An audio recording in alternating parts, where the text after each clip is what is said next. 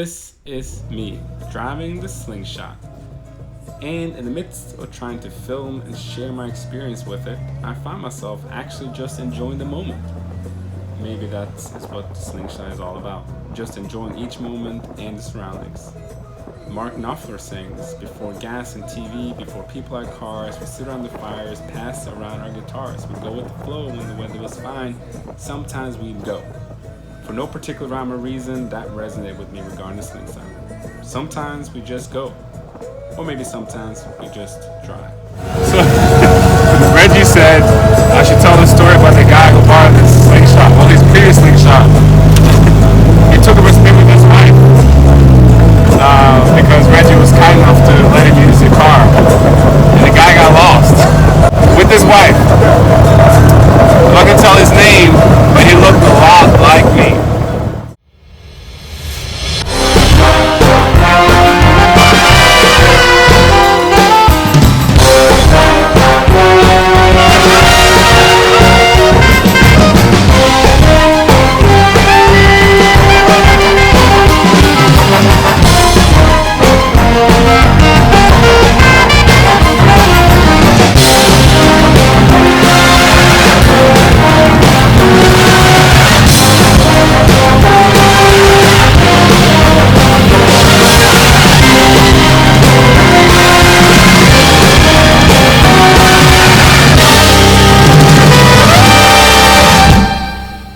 Back to the channel.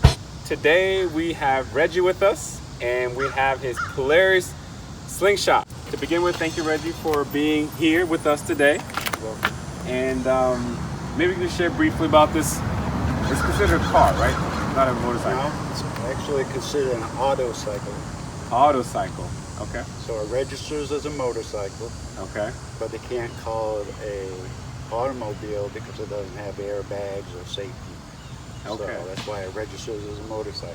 All right. So registered as a motorcycle is called an autocycle. Correct. Oh, I never heard of that. So it's a three-wheel vehicle. Okay. Comes with a GM 2.4 liter engine. Electric motor for steering, which makes it real easy. Okay. Easier than power steering. 5-speed. This year they just came out with automatic push Okay. button.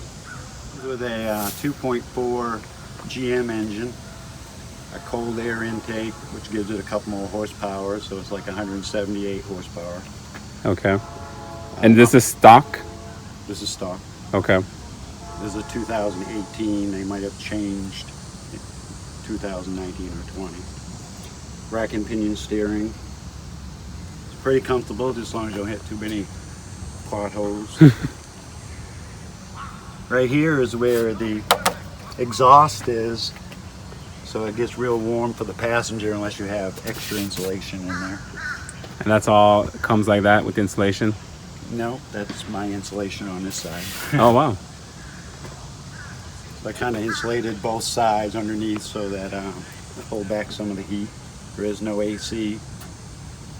No air condition.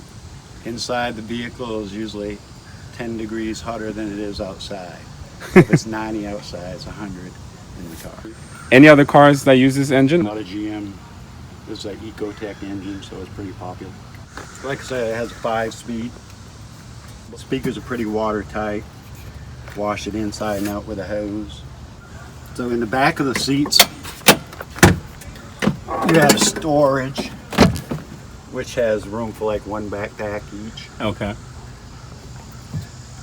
Storage there, and there's one on the driver's side as well. Correct. And this roof comes off, I suppose? It does come off, or it opens. This Okay. is aftermarket. Oh, it is? Okay. When I take my trips, this is where I mount my luggage. Okay. Tie her down. Transmission, small drive shaft. Then it goes into a right angle gear and switches over to our carbon fiber belt. So it's a belt drive. If you step on the gas going around the corner, it feels a lot like a snowmobile. 20-inch in the back and 18s in the front.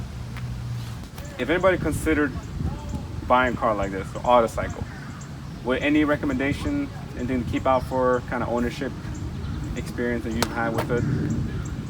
Since this is my second one, I could tell you that my first one I went too close to curbs a couple times. Because it's so low? Right, it's only Yep. 5 inches off the ground. Okay. I don't know if you guys can see that, but it is pretty low.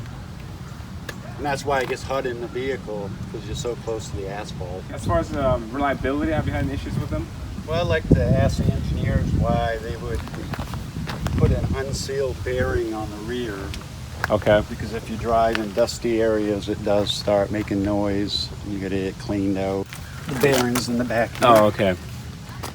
So it's an unsealed bearing with no zerk fitting. That would be my biggest gripe about the bike. But besides that, nothing. It's more driving a car, nothing like a bike, even though they call it an auto cycle. Yeah, we're just talking off camera a little bit how easy it is to work on because there's so much room and space. So if you like working on cars, like maintaining your own car, it is pretty easy to get to things. Just like any other engine, if you maintain it, it'll last. Right. Change your oil. That's good car advice. If you maintain the engine, it's going to last in general. All right, so getting into the slingshot, you need a stretch maybe. Oh, there we go. Okay, we're inside and ready to drive the slingshot. Kind of feel like I'm going to get ready for takeoff. Seatbelt on this side. Seatbelt on this side, which I heard is like Lamborghinis. It's on the opposite side. And it comes with a backup camera. And right now, we should. Just start on the gas.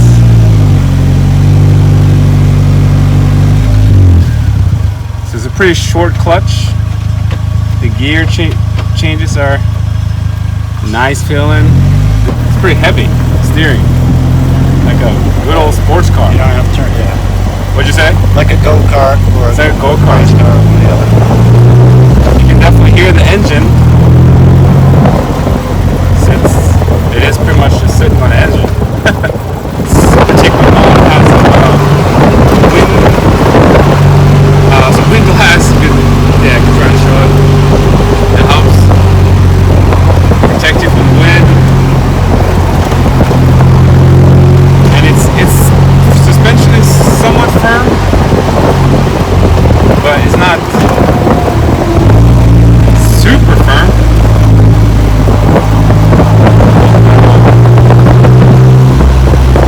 The throttle response is pretty responsive.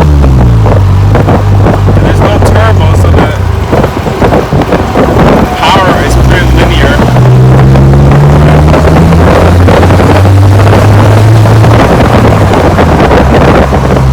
So I asked Reggie what his favorite part, in case you couldn't hear.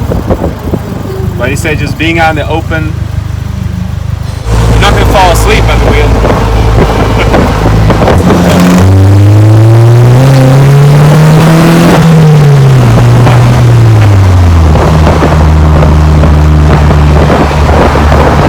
Earl Nightingale talked about doing the exact opposite, whatever the majority is doing, as something positive. If you chose to go with the slingshot, you definitely will be among the minority. Whether or not that's an automotive good thing, well, I'll leave that up to you.